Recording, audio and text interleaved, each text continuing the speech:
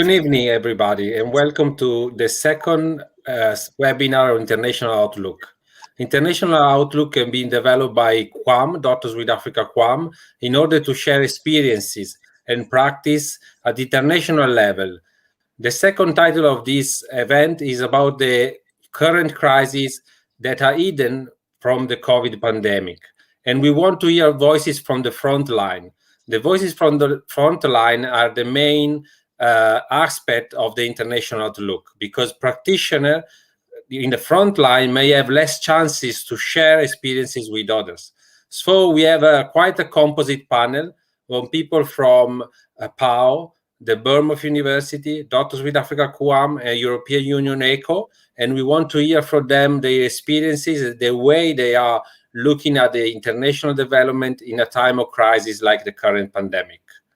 International Outlook is part of a bigger project in COVID response to Cuamm called Italian Response to COVID.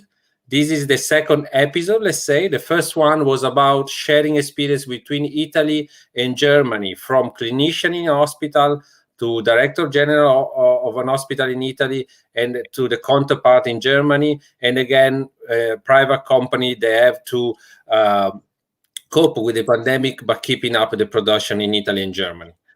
Again, I want now to present the moderator. The moderator will be Richard Gordon. He is the director of the Bournemouth University Disaster Management Center. Richard has been knowing Cuamm because we've been discussing a lot about how can we improve the capacity of Cuamm in warning system, early warning system, for example, the capacity of Cuamm to respond to humanitarian crisis. Not because we want to change the scope of Cuamm, but because we live in a very fragile time. I'm sure we're going to hear this from the speaker. And this fragile time requires that if we want to keep the pace with development, even NGO like Cuamm, they devote themselves for development, they have to be able to be more resilient, to be more prompt in responding to the crisis. So, Richard, I leave the floor to you and to introduce the other speakers. Thank you. Thank you very much, Andrea. Good evening, everybody. My name is Richard Gordon. I'm the director of Bournemouth University Disaster Management Center. So over the next hour or so, we're going to explore how international development can actually be advanced during times of global crisis, rather than to just assume it will be inevitably frustrated. And we're all aware of the major humanitarian crises being triggered around the world by climate change and global warming. We're seeing more frequent floods, fiercer storms and storm surges. We're seeing prolonged droughts leading to food insecurity, increasing poverty and desperation, which leads to mass migration of communities from their traditional homelands. And at the same time, we're faced today with the enormity, complexity, universality, and immediacy of the COVID-19 global pandemic. One that people tell us we are not safe until we are all safe. And these crises uniquely are being perceived in terms of their longevity and enormity. Responses are being escalated and centralized. So this panel discussion recognizes there are national and international development agencies working with local beneficiary communities on a wide range of development and resilience issues.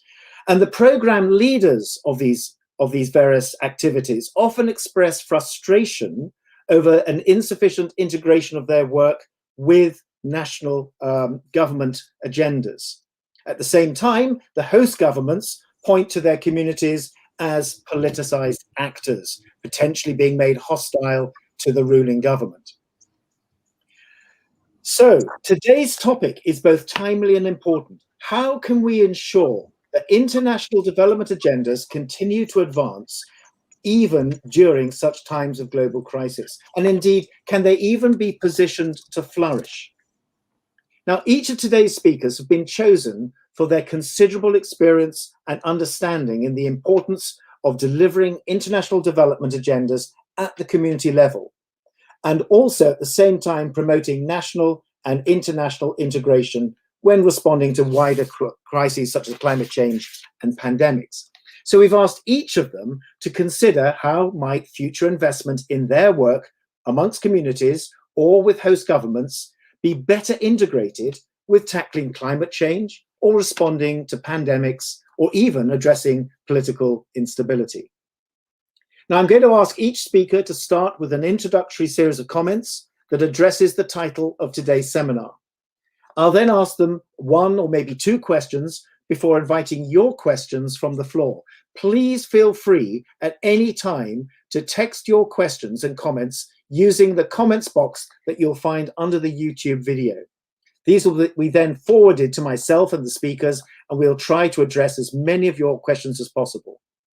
Finally, I will ask each speaker to give us a simple takeaway statement that they would like to leave with us all. So, to our first speaker, Andrea Azzori. Andrea is the head of the International Relations for Doctors with Africa, Cuamm, and as such, he's in charge of the international partnerships and the fundraising.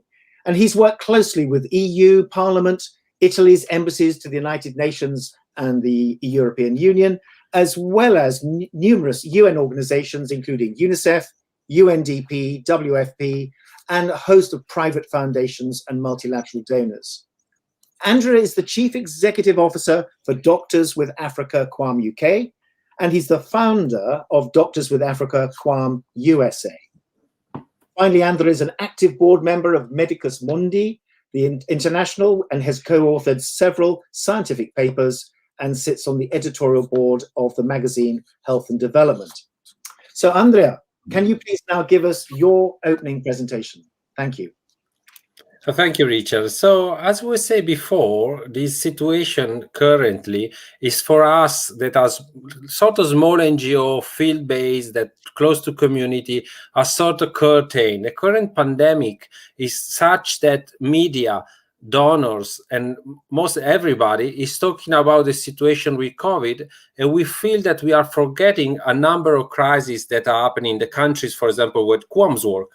I just want to mention the Mozambique situation in the north. Giovanna will tell later, where, you know, we have refugees caused by the conflict. We have the Tigray situation, and we have fragile countries that never recover from the first emergencies, like the South Sudan or Central African Republic. Those are chronic emergencies. So it's becoming more difficult to talk about these countries. We're talking about current crises that are not COVID related. And when you do so, you have in this scenario in which for gather resources and make a case for supporting, for example, the communities of displaced people in Mozambique, you have to put in the project that's a COVID response. Okay, that's probably some makeup you had to do, but the truth is, what is really happening underneath the curtain of the COVID pandemic? Our feeling from the ground up is that we are becoming more fragile. Our country is sliding into poverty. We see community that because they had some lockdown, even for short time, but they had no welfare state. Of course, they have no means for using savings or recovery means. They are going towards a poverty that does definitely have an impact on the health status of the population. We see as a Cuamm, we are providing healthcare in the last mile. But more than that, is creating a fragility that is prone to social unrest, to sometimes violence, to displacement. So we have to watch this situation very carefully. Making this panel is just one of the pieces of the work we're doing in talking with all the many donors you mentioned, for example, or the international community, remembering that we have to invest in the capacity of local community to be more resilient. We have to invest in basic services. We have to invest in keywords like access and equity and quality, for example, of healthcare services. If those are in place, of course, the local community can be able to resist a bit longer. Of course, pandemic, unfortunately, is a very prolonged emergency itself. So, the capacity even of a resilient community is under stress. But we were shocked by the, short time in which some sort of balance area in which there were some basic services, some basic economy, education, just went completely off during the first wave of the COVID.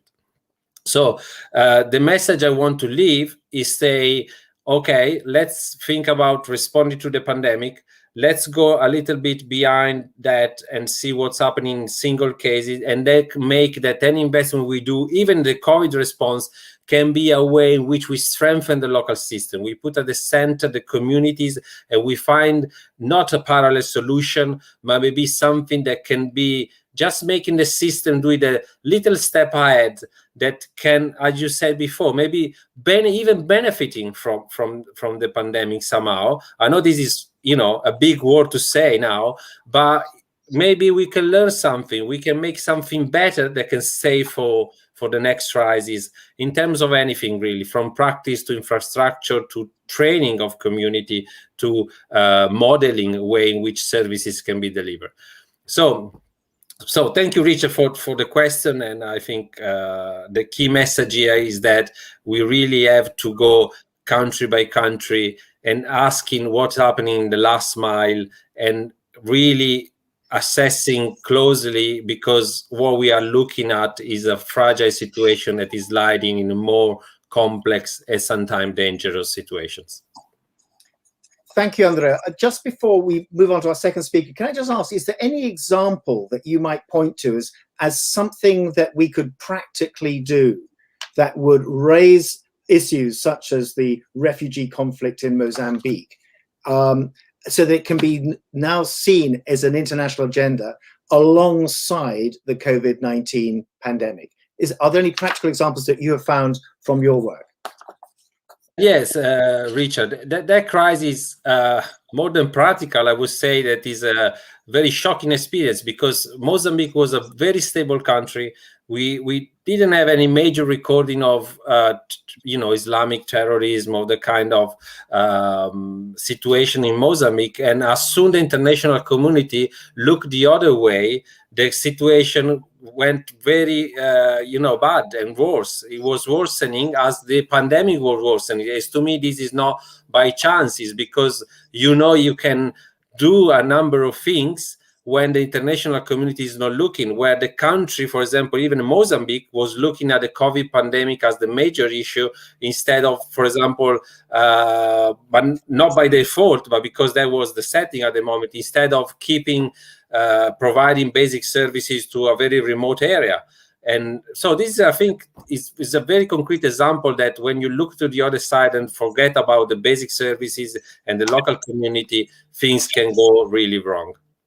Thank you, Andrea. It's a fantastic way you've started this whole panel, because you've got us thinking about existing issues which need to be tackled whilst dealing with a centralized problem like a pandemic. So let's move on to our second speaker, Chiara Gusto. Chiara was appointed as the Policy Officer for Health in the European Commission's Civil Protection and Humanitarian Aid Operations Department, DG ECHO, in November 2018. And she has over 10 years of field experience working with NGOs in Angola and Brazil in the health sector. And she has a wide range of health crisis management topics within that sector. So a wide range of opportunities to find ideas for this topic we're talking about today. She's got a bachelor's degree in international cooperation and development and a master's degree in development and economics at the University of Rome, as well as a master's degree in public health with the London School of Hygiene and Tropical Medicine. Now, Chiara, I know you have prepared a presentation for us that explores some of these opportunities and challenges, and we look forward to hearing what you have to say. Thank you. Yes, thanks, Richard. Can you hear me, just to test? Yes, we hear you fine. Yes, thanks a lot. I will try to share my screen so that I can put up my the PowerPoint. Can you see it? Yes, we can. Thank you. Okay. So thanks a lot for inviting me to this panel discussion. It is a very opportune, I think, experience to share, to exchange on this topic. And I would like to focus my contribution on the global health priorities and their realignment with the health security and universal health coverage. I would like to walk you through the following topics. So some trends in health crisis, issues raised around epidemics, challenges and opportunities, and a brief conclusion. So just to start, health crises are also characterized by emerging trends in communicable diseases. So we have seen increased number of outbreaks in the past decades, new outbreaks, re-emerging diseases, and also we have seen the significant mortality, social and economic costs of people affected by outbreaks. This is the case, for example, in the Ebola outbreak in West Africa, and also, as I said, emerging infectious diseases. But what are the driving factors of these emerging trends in communicable diseases? We see, for example, I mentioned some of them below, climate change. So the fact that, for example, some diseases as malaria and their risk of getting affected by malaria will increase as the degrees in the temperature, in the global temperature will also increase. The population growth, the urban population. And when I say urban, it's not just the organized, so to say, urban settings, but the unplanned urbanization that lead to slums and overcrowded areas with poor water, sanitation, and housing. Globalization, so the speed movement of items, people, and commodities. Inequalities, of course. And then I say also poverty. So the fact that people have unequal access to basic services. And also, Andrea mentioned some of the like most dire crises now. I would also add to these drivers also conflicts. What does global health mean? I think that the pandemic has shed another light on this concept of global health. And I put a reference, so it is a link to a communication that the European Commission in 2010 issued about global health and the role of the EU on global health.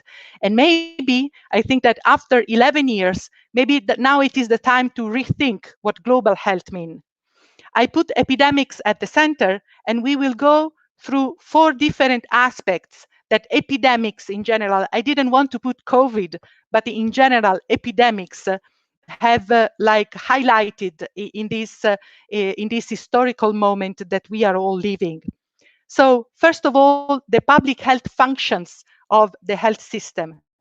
And when I speak about public health functions, I speak about the surveillance, and the fact that surveillance capacity of the health system should be as much as possible integrated into all the levels of the health system, from the primary, secondary, and most specialized level.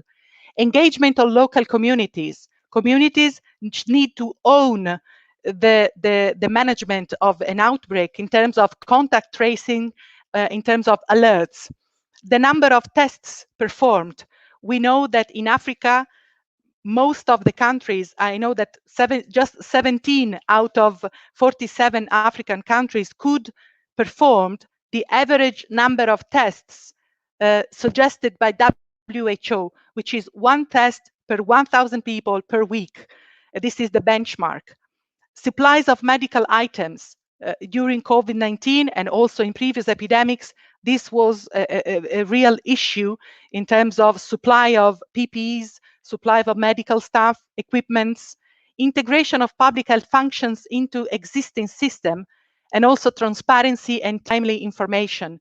We know what we say about, for example, COVID, the infodemic. So the transparency, exact and fair information about what is happening around an outbreak or epidemics has become really important. Second aspect, continuity of essential health services. So the pandemic has unleashed secondary crises. It is not just related to COVID or Ebola or cholera or yellow fever. We have seen a WHO Pulse survey. The last one was released a few months ago. 94% of 135 countries surveyed reported some kind of disruption in the continuity of care. And the disruption was from the demand side and the supply side. On the demand side, as also Andrea was mentioning, people were feeling fear and mistrust in going to health services. Also, patients were not seeking for health care. And also the social distancing, isolation hindered the fact that people would go to seek for health. On the supply side, we saw substantial disruption in a number of services for non-communicable diseases, immunization programs, the routine immunization, nutrition, but also mental health and psychosocial support. Then the capacity building of organizations for service delivery. I would like to point that there is a problem also in the capacity of the organization to deliver services at local level and international level. So the minimum package of services that organizations should be able to deliver in a crisis, it is not always taken for granted. And I'm talking about primary healthcare, maternal and childhood health, and also, for example, trauma care. And in this case, I would like to mention the engagement with the private sector.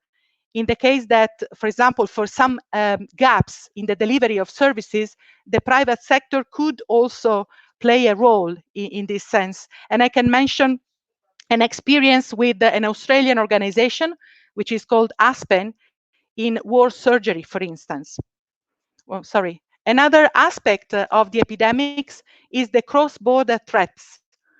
In this case, I wanted to mention that epidemics, and in particular COVID-19, but it was also mentioned for Ebola, they highlighted the interconnectivity. So something that can happen far away from where we live can impact also our lives. So the role of WHO as the international UN agency responsible for health and also a normative body in the sector should be strengthened in terms of interconnectivity, networking, compliance with the international health regulations, transparency in providing information about the outbreaks. And also a third point is coordination. It is a coordination at national level with all the stakeholders involved, regional level, but also international level. The last aspect I wanted to explain is preparedness and response.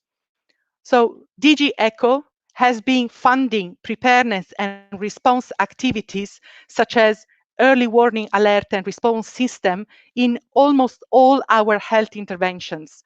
I can mention some of them, for example, in Yemen for healthcare and nutrition projects with an epidemics component in conflict-affected areas. In Guinea, country preparedness plan to be integrated at community level. In West Africa, we have a regional program with an enlarged preparedness component. If we want to talk about refugee settlement, we have funded e-war system in Uganda with a special focus on Ebola. Latin America and Caribbean, surveillance system strengthening for yellow fever and other zoonotic infections. But what do we mean by preparedness and response, and also the role of community? This means reinforcing the national surveillance mechanism. This means capacity building, as Andrea was mentioning. So training staff on emergency situations, training staff for surge capacity in peak seasons, strengthening the capacity at ministerial level, but also local authorities and the decentralized services. Rapid response teams to cope with acute crisis. And then I mentioned here localization, so leverage on local capacities, integration of health security at primary healthcare level, implementing community-based surveillance, and the risk communication and community engagement. We have seen, and we see until now, how important it is to invest in risk communication and community engagement under COVID-19. For example, to pass right messages on vaccine confidence, vaccine hesitancy, and also the uptake of the introduction of a vaccine in many countries. Challenges and opportunities. So what are the challenges in translating these concepts at like closer to the beneficiaries at community level. Sometimes we have limited capacities at local level. Sometimes preparedness is not as much attractive as response. If you ask a donor, for example, do you want to see action in a response like that is tangible, or do you want to invest more for preparedness in the longer term?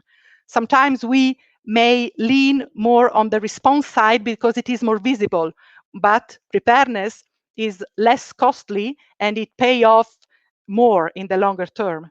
Sustainability, leveraging on communities needs not a one-shot or ad hoc investment. It is a sustained engagement, funding gaps, and divergent agendas. Divergent agendas means the vertical programs, like working in silos for specific diseases instead of looking at health system as a whole. The challenges are also opportunities. So we should focus on strengthening health system, building resilience, convergence of funding instead of siloed approach, ownership empowerment of local communities, better health governance also at governmental level, so increasing the funding percentage of the public share, and humanitarian development funding in a nexus approach. This is the last slide. Conclusion, these are the key messages I would like to share with you. Health system need to learn the lessons from the current pandemic while getting ready for the next one. Increased national spending on health from countries, strengthening health systems should become a priority, number one, and better coordination among also the donors and international organizations for more efficient funding allocation and provision of health services. And I'll stop here, and thanks a lot. Chiara, well done. Thank you so much. That was excellent. And you've raised so many useful points. And just a reminder to everybody who's watching this, do ask questions, use the chat function underneath the screen. If you want to ask Chiara or Andrea a question, or you want to make an observation, please feel free to do that. Chiara, I just want to raise a couple of points from what you said. There's so many things that we could pick up on. And you were talking about preparedness versus response. And you're absolutely right. Politicians, if they're asked which would they prefer, they want to spend money being seen responding, not spending money on something which they may not be able to prove had any benefit whatsoever. I had a particular experience of that in one country. Are there ways in which we can improve this area of preparedness? And because in your diagram, you mentioned two things which were very closely related. You talked in terms of public health functions of surveillance, and under surveillance, you talked about the role of the community, local communities being engaged in that surveillance work, having a commitment to that. But then when you were talking about the wider preparedness response, you talked about the work that the EU was looking at, which was about community-based surveillance. So I'm wondering whether or not there are international agencies who are partly surveying what the communities are doing, and we're also asking the communities to carry out health surveillance as part of their activities. Can those things be brought together? We want communities to engage. We want them to be a first warning about disease and contact tracing in the communities. But if there are international agencies who are partly observing communities and what they're doing, could those activities be brought closer together as one way of improving our preparedness response? Yes, well, my reply would be yes, in the sense that we have examples of really community-based surveillance system being implemented in humanitarian settings. This has happened, for example, in South Sudan, in West Africa, also with some also eco partners, for example, the Federation of the Red Cross and Red Crescent Societies. They are, for example, pushing and trying to implement, not since now, since quite a number of years, on community-based surveillance. What we see is that community-based surveillance should be really linked up with the health system. So should not work outside of the system, but should be integrated as much as possible, because the information that people from the community can gather on alerts, on, for example, case management or referral system, then can feed into the response from the health system. So I think that community are part of the solution, not the silver bullet.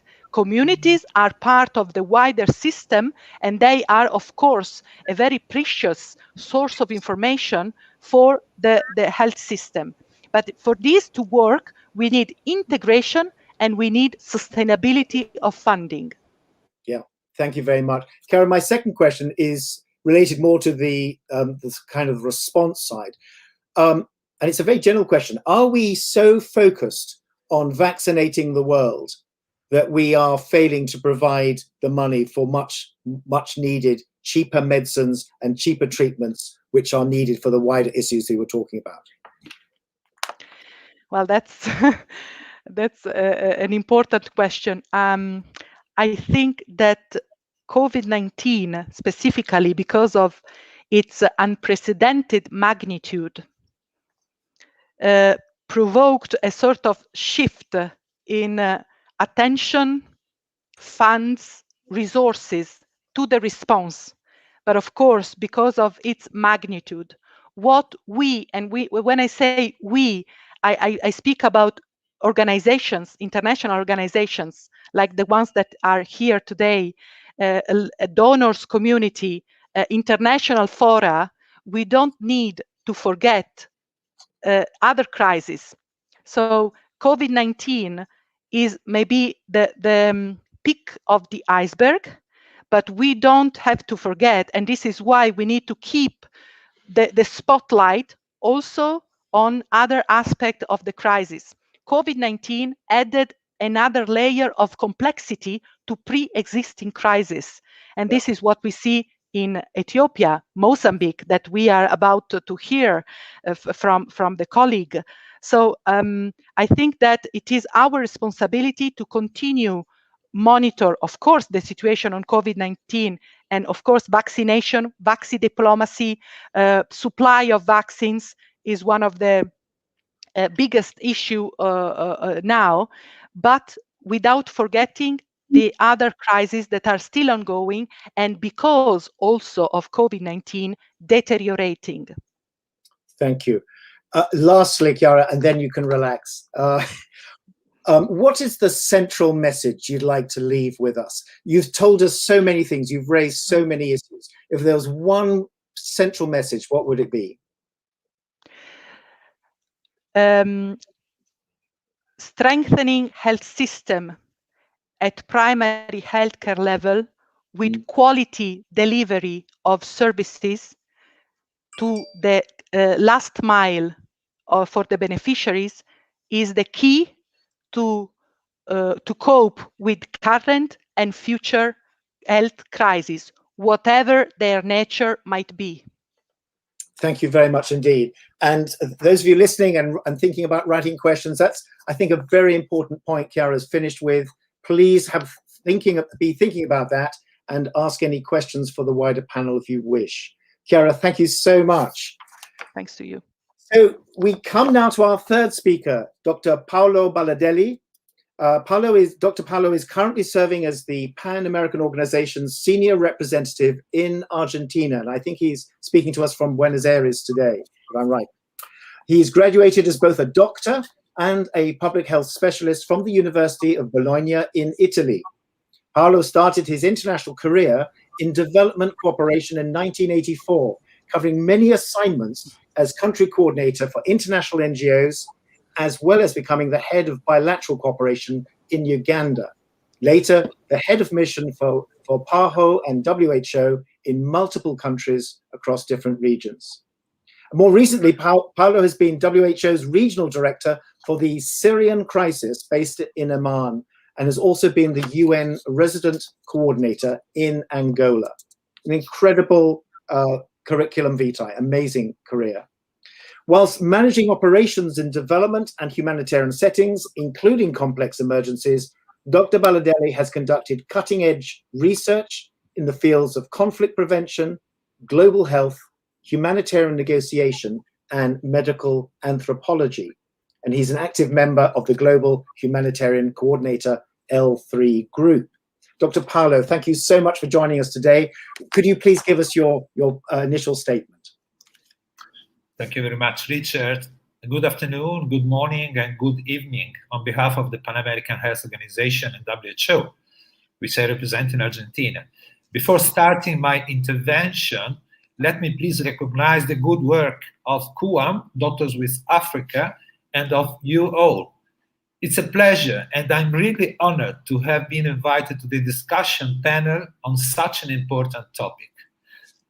I would like to start saying that development agency, if we want to be effective, we need to address root causes of crisis. In this pandemic, this lethal virus seems a nemesis of nature to protect itself from unsustainable behaviors of our society. We have recklessly accelerated natural processes such as meat production, and we have exponentially exposed to risk of mutation, including virus mutation. If this hypothesis is correct, then effectiveness of development organization will have to consider on how to intervene hand in hand with communities in restoring the equilibrium in natural biological processes. It is so important, this matter, that while we are in this panel, member states at PAHO Executive Committee are voting resolutions on One Health, a comprehensive approach for addressing health threats at the human-animal environment interface. A crucial matter that we need to look at for effectiveness of our institution is how to increase equitable access of community to the social determinants of health and health services in times of crisis. Chiara was already spoken on that. Indeed, much of our effectiveness or failure will have to consider how well we will be able to address and make a substantial impact on those inequalities. Inequalities that become greater in times of strife and disproportionately hit the poor, the indigenous population, the Afro-Americans, the migrants, the women, especially from the south of the planet. And this became evident in this pandemic. Communities is where such inequalities become evident. So the communities are better equipped to map what is happening within their groups, families, and individuals, as well as to engage towards the best possible solution. When we assist communities to become involved in solving their problems, they can acquire ownership and become true actor in the analysis and planning of the solution. It is when we also become more effective in our work. We need to find appropriate ways to listen and engage with the community in order to strengthen their active participation and role in times of crisis. Strengthening community networks, for example, I'm looking at municipal committees, student groups, faith-based organizations, eco-clubs, workers' associations. Within the community is the responsibility of all development actors, including who, as us, are mainly devoted to work with governments. A challenge that came clear in this pandemic refers to the lack of governance. Government during the pandemic went often alone to find solutions bilaterally and without consulting and engaging with their community. It's clear that it would have been more efficient and less messy to coordinate and use solidarity instead of nationalism, engage in local and global governance where the main actors contribute. So development organization, together with government, with communities, with academy, with civil society, churches, private sector. And if we step back and look at what happened at the beginning of this COVID crisis, it's clear that even when the pandemic was several times announced, we did not have in place the contingency plans, neither materials prepositioned. For the future, let's, since now on, get in touch with our community, understand their doubts, train them in disaster preparedness, link up with the civil protection national entities, and leverage on their knowledge and resources. Richard, as you really were saying before, stating rightly, political polarization is another constraint that has undermined effectiveness of strategies. There have been contradictory public statements and social messaging to the population over a number of key matters to control the pandemic, and this has turned into a lack of understanding and proper behaviors in our population. A very important matter that I would like to bring to light is where PAHO and WHO are asked to take action by our member states with the WTO is regard the flexibilization of licenses in order to speed up production of vaccines for COVID-19 and decrease their prices. This would make vaccines more affordable to the communities and would impact on equitable distribution of vaccines, which is currently a serious issue for the population of the geographical South.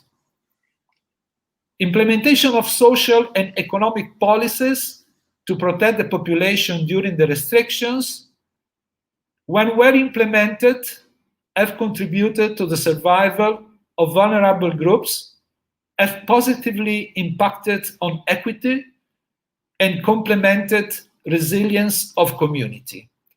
And finally, I would like to touch upon the need, as it was said before by Chiara, by Andrea, on the urgent work that we need to do to recover services from the disruption that has occurred during the pandemic.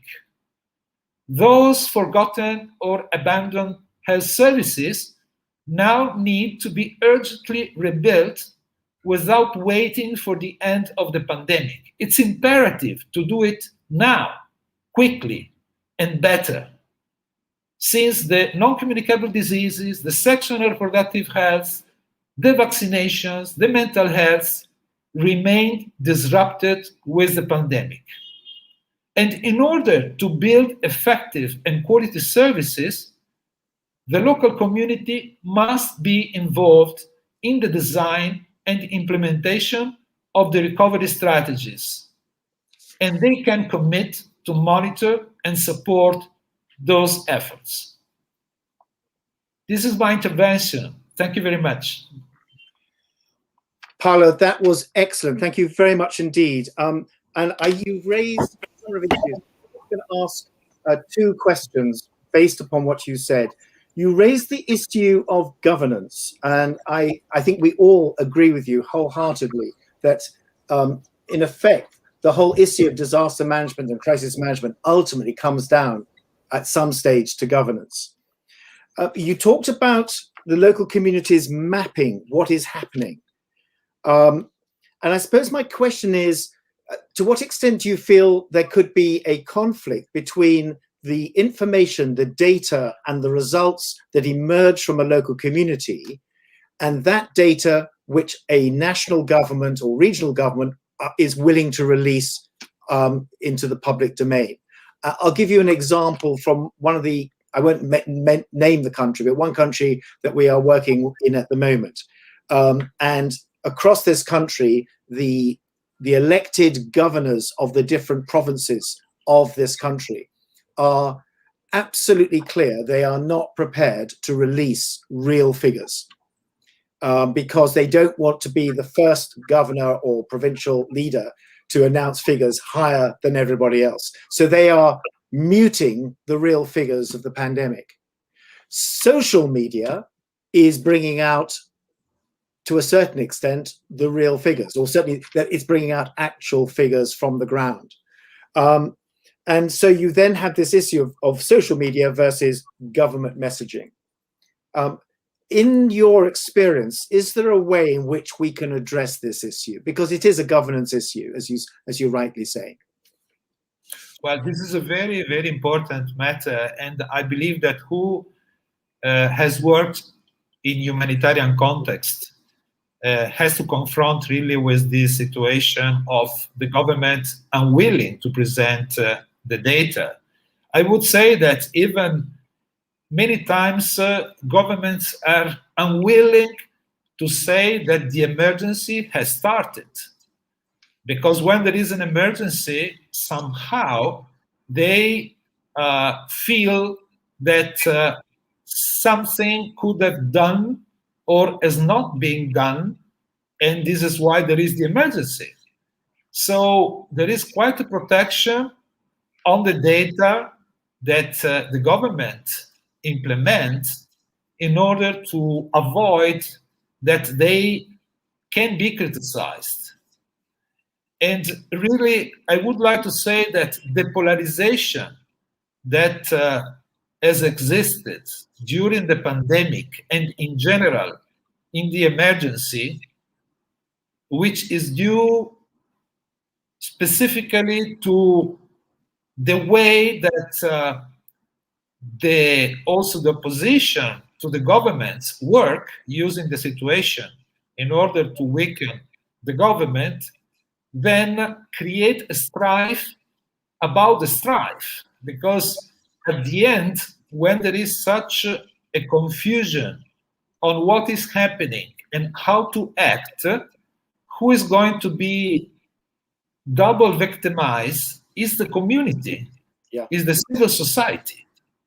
So how to avoid this happens? Well, there is no magic receipt, I would say, to respond to your question.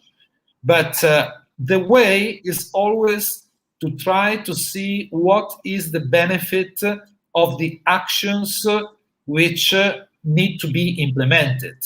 So in order to implement the actions, in order to create sustainable, urgent and sustainable strategy, we need data. And this is the way that we advocate generally with government.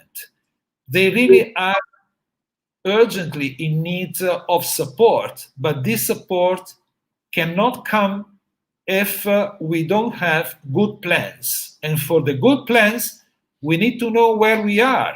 We need also to have the basis to compare regarding the implementation of the strategy to see whether they are or not being effective. So on those bases, I think it's a convincing negotiation that we need to implement with the authorities, and we use our reputation nationally and also internationally in order to make that this happens. I mean, that there is a miracle, that finally the data are not considered the enemy, but the way to find and to implement the solutions.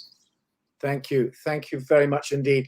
I think in many ways, both you and Chiara have raised this issue that the community have the information that we need. They are that local early warning system. They are that monitoring system.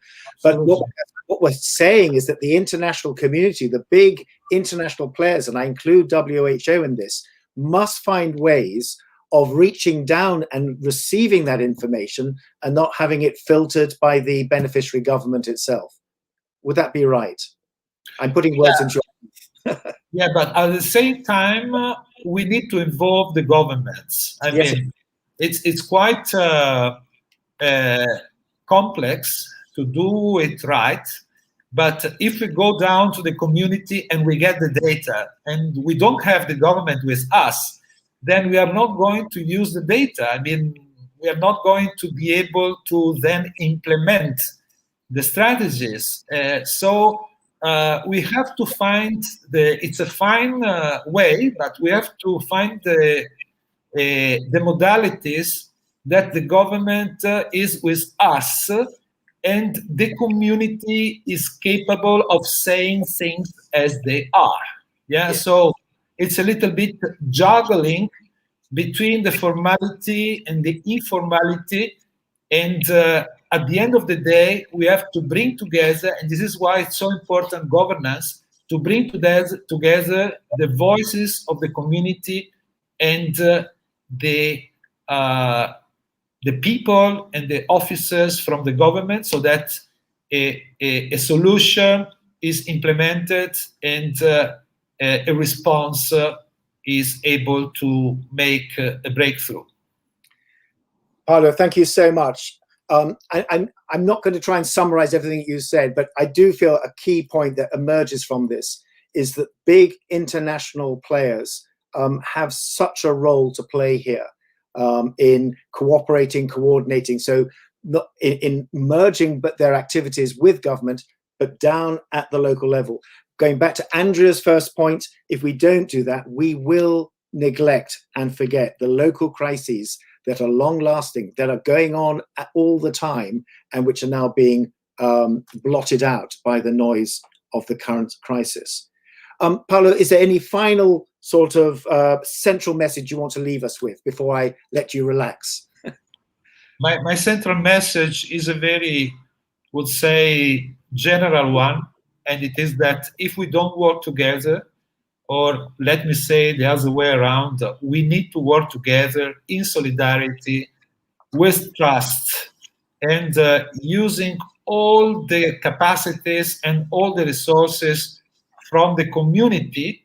So not to look the community as only the beneficiaries, but the actors themselves to bring the solution at a concrete advance. So working together in solidarity with the community and helping them to become the actors for the change. Thank you. Dr. Paulo, thank you so much. That was excellent. So we come to our final speaker, Giovanna Domeneghi. Giovanna is a global health professional who currently works as a partnerships and advocacy manager with Doctors with Africa, Cuamm. We know that Cuamm is an NGO that specializes with global health issues and the development of health systems and humanitarian settings. So Giovanna has over 5 years of field experience, first as Cuamm's country manager in Sierra Leone during the post-Ebola recovery phase. I cannot understand why I didn't bump into you while you were there, Giovanna. I was sent out of Sierra Leone with suspected Ebola, probably why. And now as country manager in Mozambique, where she's been part of the international response to cyclones Idai and Kenneth in 2019. She's also involved in the COVID-19 and the ongoing insurgencies in Cabo Delgado province. Now, Giovanna has extensive experience and knowledge in designing and bringing about advocacy strategies at the highest levels, managing projects and staff in humanitarian and development contexts. And this is the theme that's been coming up time and time again through our speakers this afternoon. She has a master's in development studies at SOAS, the University in London, and a degree in translation and interpreting from the school in Italy, which means she can understand every word that I'm saying. Giovanna, thank you so much for being with us this afternoon. Could you please give us your presentation? Thank you. Thank you very much, Richard, and thank you very much to all my fellow colleagues here. I would like to start from what Paulo just said about the importance of working with the community because they have the knowledge, but it's not just a matter of knowledge, as Paulo said, but also a matter of trust. So working with the communities means to have someone, an entry point that is already well established, and you may enter and design strategies together with the communities that are already well enough, who have already well enough to gain the trust of their own and fellow people. So basically, what I would like to do in this speech is to bring about some of the examples of the experience I've been having while working, especially in this last experience in Mozambique, where, as Richard said, we have been having 2 cyclones in 2019, and unfortunately, other additional 2 between the end of 2020 and the beginning of 2021. Including the response to the insurgencies in the northern the provinces of Cabo Delgado, but also the COVID-19 pandemics. I am mentioning all these crises, especially because we're talking about, as Andrea was initially mentioning, of a country that used to be known as a very calm country in the last 20 years. But then, suddenly, we started to experience a deep crisis, especially related to climate change. And the country was not essentially prepared to respond to it. So we started to increase our understanding of the situation with the response to Cyclone Idai. And what we have done as Cuamm was to bring about our experiences from out the country, and among these experiences, I'm thinking about the Ebola response in Sierra Leone, but also the Marburg response in Angola, to engage with the communities, especially with those communities with whom Cuamm usually work during its development activities. For example, during the response to Cyclone Idai, we have engaged directly with over 150 community health activists with whom we normally work to maintain into treatment and retain into treatment HIV positive adolescents and youth in Beira City. What we have done was to train these 150 people to work with us as cholera activists. What do I mean? We needed to preserve the communities from the imminent outbreak of cholera that then actually exploded. So we trained them on prevention of cholera, but also on bringing around and distributing what we normally call in Mozambique certeza, which is the chlorine. But we needed to have the acceptance from the community.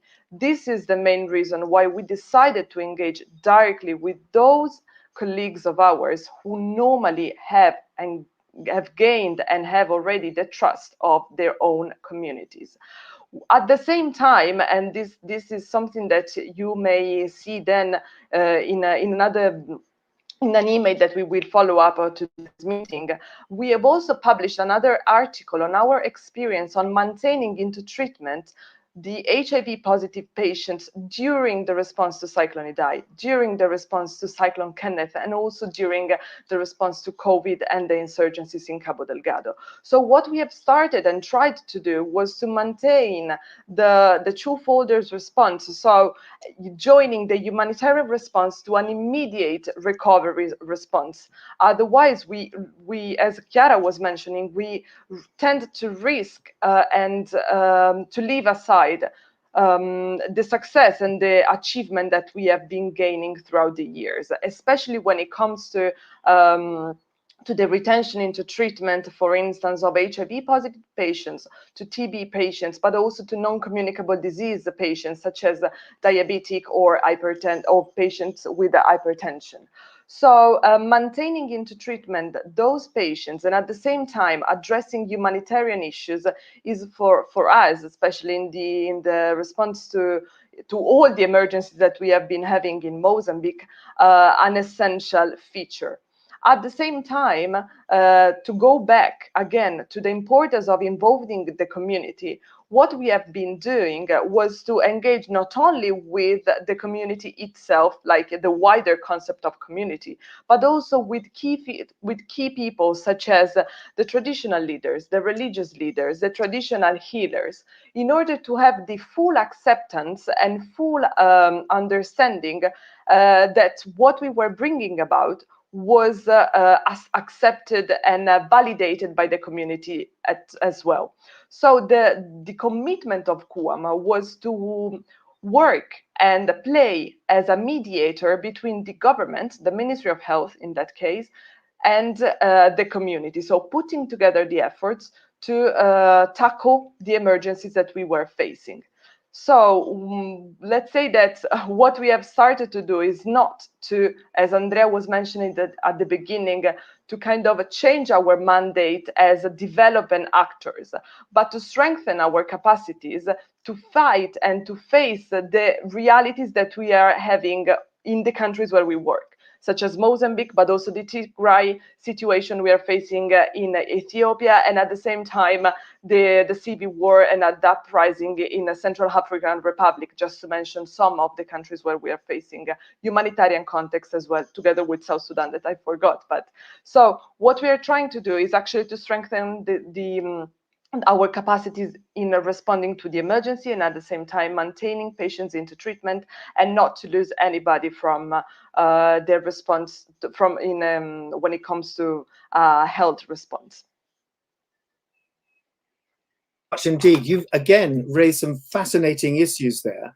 In many ways, what you're saying is because we're already working with the communities in development, we're developing the trust.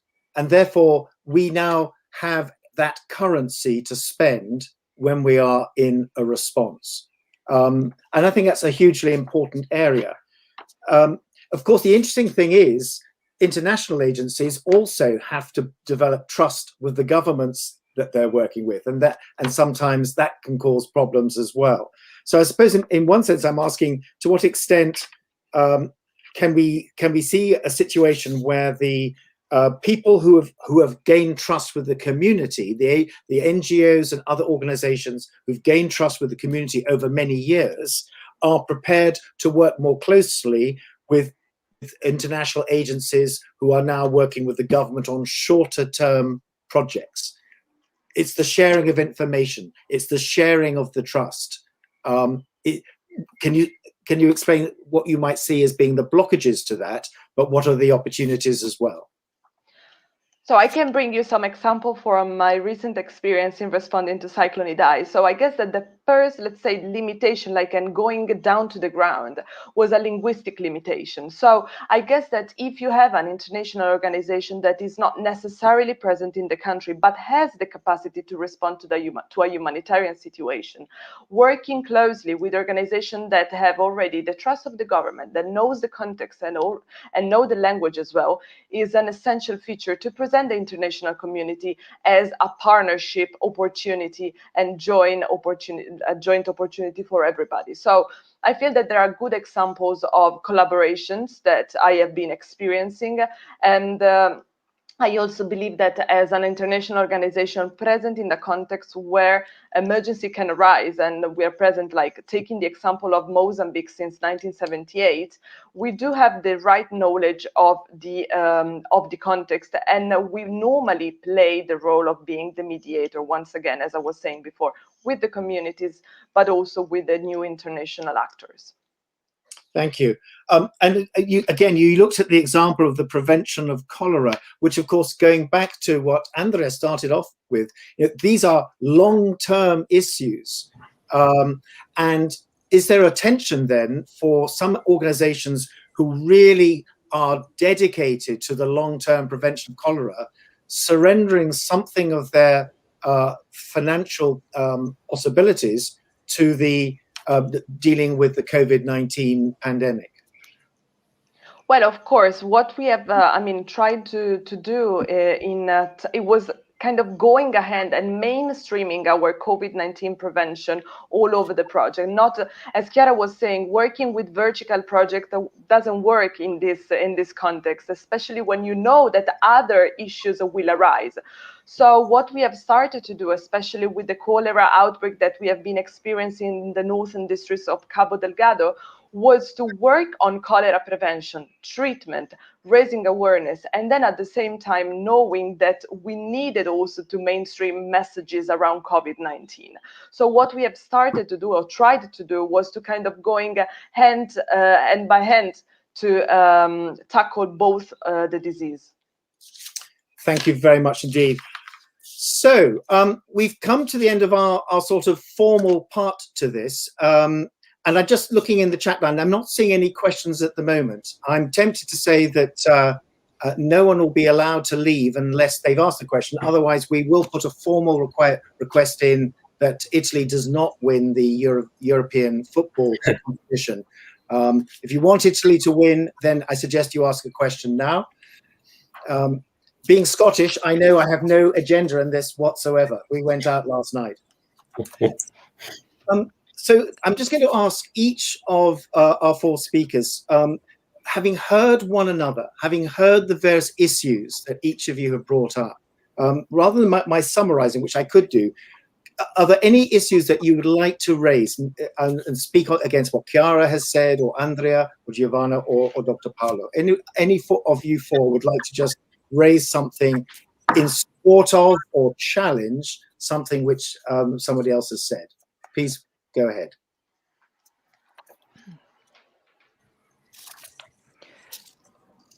Well, maybe if I can start. Yeah.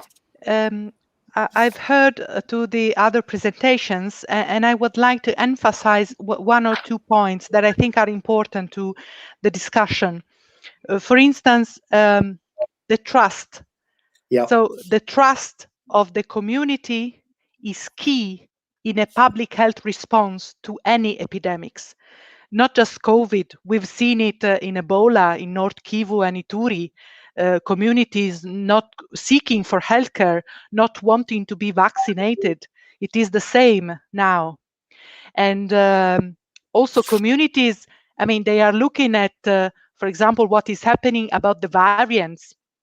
We have seen the spread of the Indian variants in Africa, and also the less efficacy of a vaccine to fight against the variants. So communities are also skeptical about the efficacy of the introduction of a vaccine. So the trust and gaining the trust is really key.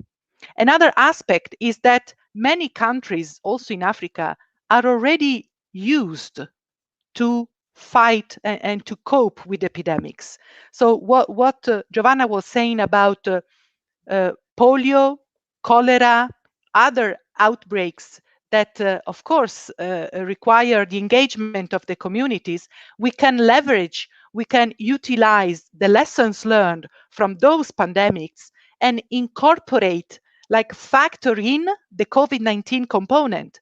So while you have a network of community health workers for polio, for example, why don't you incorporate something about COVID also?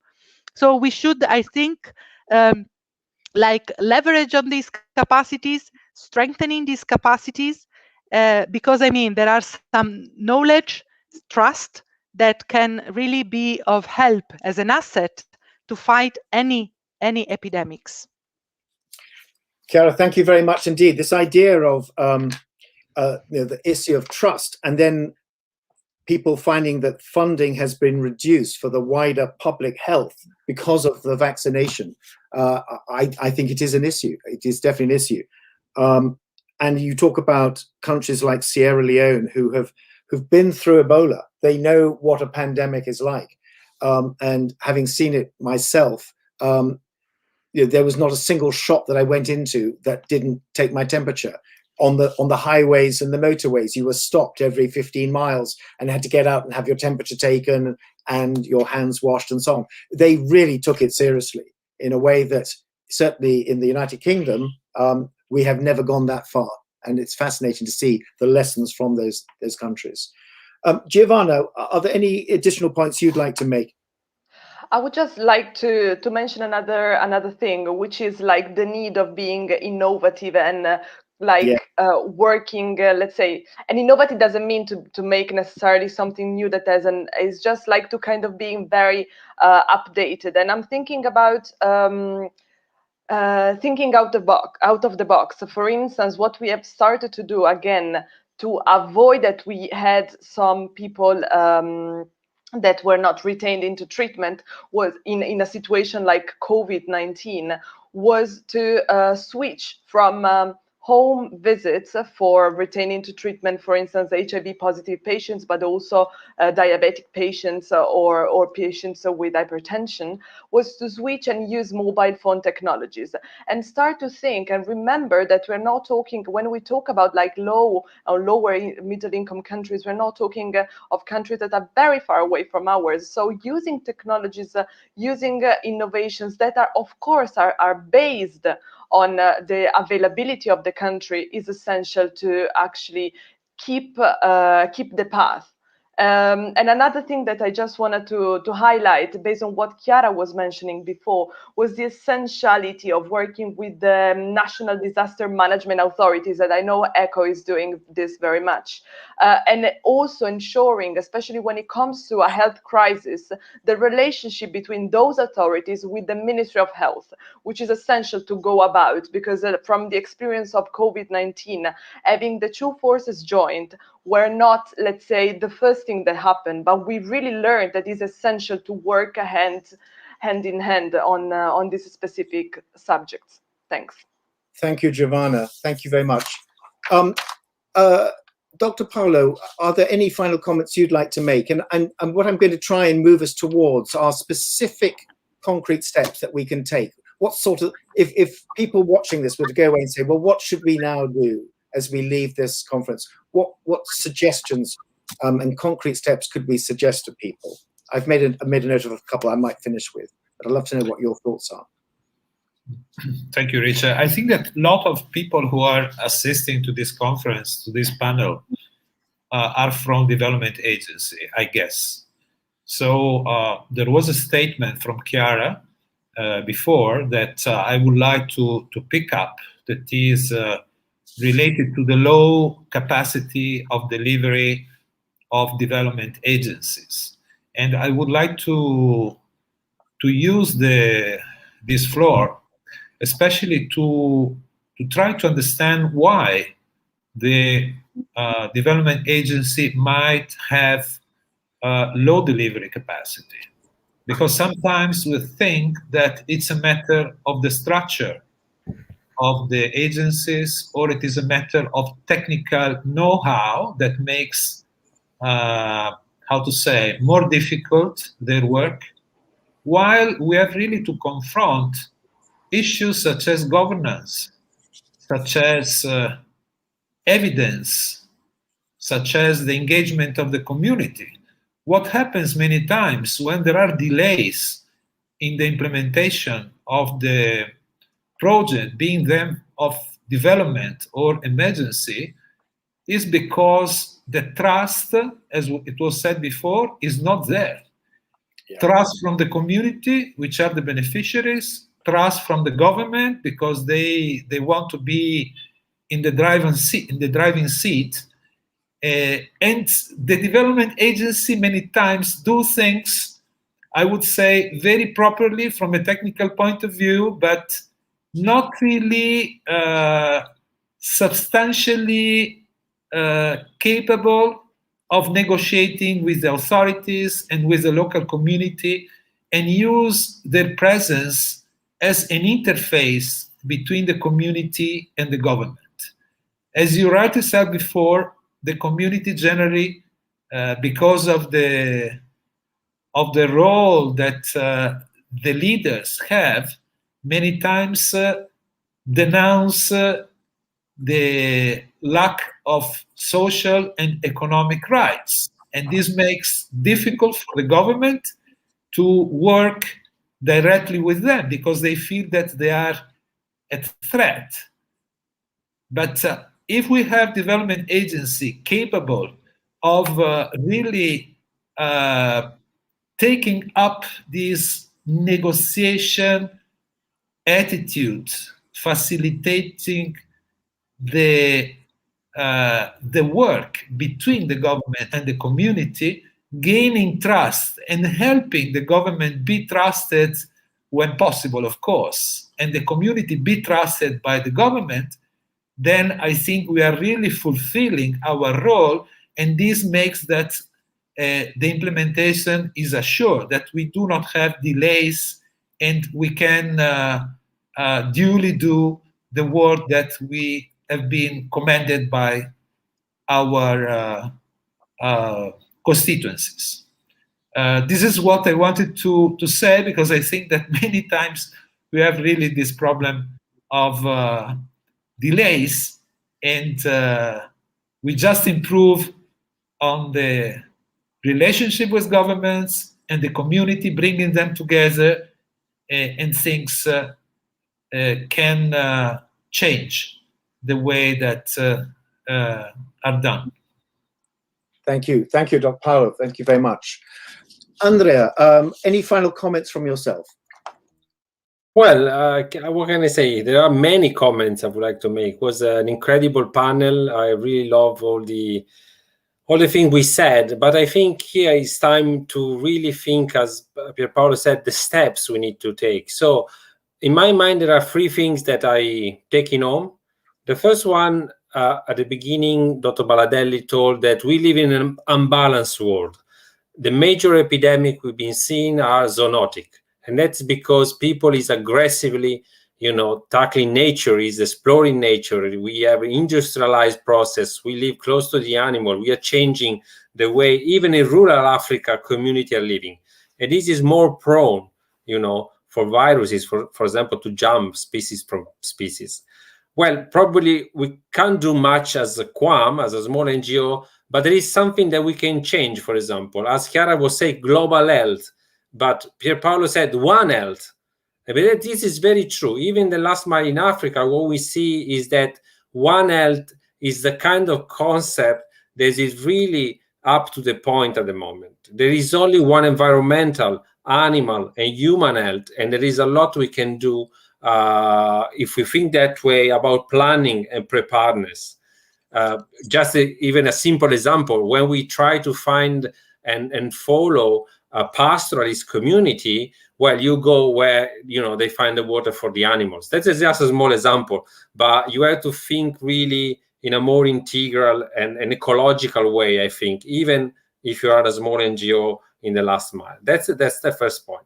The second point I really loved when Chiara said we need to balance investment in preparedness and response. Response is sexy. I mean, you go on the journal, you send a plane, there's big things going on. Everybody usually in a natural disaster agrees to help somebody. It's very fancy, but the preparedness is key. It's much more efficient. It's much more cheaper. It saves lives. The response is just too late. We need to change the paradigm. The response is something, is a patch we put on something that went wrong before, and it's usually too late to really make a change. So the investment in preparedness should be structural. And it's not easy. If I go to a donor and say, I want to change the roof of the hospital in Beira, they just laugh. They say, why you want to change that? Yeah, because the last cyclone, everything went well. The hospital was not flooded. The infrastructure was fine. But because the wind removed, the very thin aluminum, roof they had, just the rain destroyed millions of dollars of equipment. We had the full neonatal ward with all the equipment destroyed by rain. So that's not accessible. And we need to, change the paradigm in thinking what went wrong and what we can change to upgrade the system. And finally, that was a lesson for me in Beira during the cyclone. We always think about the local community as a beneficiary. I think they can be really key actors in the response and in the preparedness. When we saw the activists of Beira, Giovanna mentioned that, changing from being HIV activists in 48 hours to become responder, there was something amazing on that. And say, why don't we engage these people on daily basis, on an active role, on standby responders, on preparedness issues and preparedness actions, instead of just thinking about them or what can I give to them today, because they don't want that in most of the cases. They want to be actors and they want to be empowered. So these are the main, things that I want to take home tonight and think about. And there is a lot about a small NGO like Cuamm to think about this, because it's a change in the paradigm in which we see international cooperation. So thank you for all of you for your incredible speeches. Thank you, Andrea. So let me just finish. I want to try and summarize with a few of those points that have been made. And with this, I think we can draw things to a close. I think Dr. Paulo raised the issue of governance, and I want to make sure that this is the first thing that I say. Governance in issues to do with disaster management, pandemics, global warming, COVID-19. Governance is at the heart of all this. And indeed, one of the things we teach is disaster management goes to the heart of governance. In many of the countries that you work in, the disaster management agencies, whose job it is to coordinate and to bind all these things together in terms of ministries and agencies, are often based at a level that is too low. It has insufficient authority and therefore insufficient accountability and credibility. So I think the issue of governance is a very important one. The Ministry of Health, again, is one ministry, but actually public health goes across multiple industries and ministries. It's not just the Ministry of Health. Where people are put to live, Ministry of Environment. The nature of the houses and the infrastructure, Ministry of Housing, and I can go on and on and on. Health involves multiple ministries, not just the Ministry of Health. The second issue is the issue of trust. And every one of you have rightly highlighted the importance of trust. Now, those of you working down at the local level for many years, indeed generations, have won the trust of local communities, and more than just the, if you like, the current communities, but also the traditional leaders, the traditional healers, the religious people. All of these people now trust these NGOs working on the ground. That is an incredibly powerful currency to have. And in many cases, you have more trust than the national governments or regional governments themselves. So trust is a currency, but again, choices will be made as to when you spend that trust. And you will probably spend it for things which are important to you as an organization. I'm so glad that Giovanna mentioned the word innovation, because that's actually vital as well. We are a young world as well as an old and middle-aged world. We are people with new ideas, new technologies, new ways of looking at things. And people saying, well, why aren't we sharing this information? Can we not use simple technology based upon people's mobile phones, ensuring they have access to that? So cost and access become an issue, but there are practical ways in which these problems can be solved. And one of the things that always staggers me in my university here in Bournemouth each year are students who are studying design and technology come up with some of the most stunning innovation of inexpensive ways of solving problems in the third world. Absolutely stunning. And then Giovanna mentioned data as well. And the thing about data is it being shared? Your organization may have vital data. So may PAHO, so may USAID, so may UK aid, so may the government and various other agencies. Do we share it, or do we jealously guard it and make sure that no one else sees our data? And so the communities who've poured in hours of work in developing that data never see the benefit of it because it's held by individual agencies and it doesn't become a pool of usable information. And then I'm going to pick up and finish with Andrea's last point about how preparedness is more important than response, in the sense of developing the sorts of issues that we're dealing with today. And whilst I agree with that, I want to put a slightly different emphasis on as well, because after response comes recovery. We are now in the response phase to a pandemic, but that response becomes recovery, and that recovery in its own, at the heart of a recovery, is a preparedness operation. So what we need to be thinking about now innovatively is, can we turn the recovery phase into the most powerful, united, trusted, government-led, evidence-informed preparedness? Because it is a phase as we come out of disasters into recovery. So that is something which I think leads us to a positive note to end on. Eventually, we will go into the recovery phase of the pandemic. Can we find ways in that to turn the recovery into actually improved preparedness? So, ladies and gentlemen, thank you so much for your time this evening. It's been such a fascinating panel. And what I will do is shut up and hand back to our sponsor, Andrea. Thank you so much indeed for the privilege of being part of this.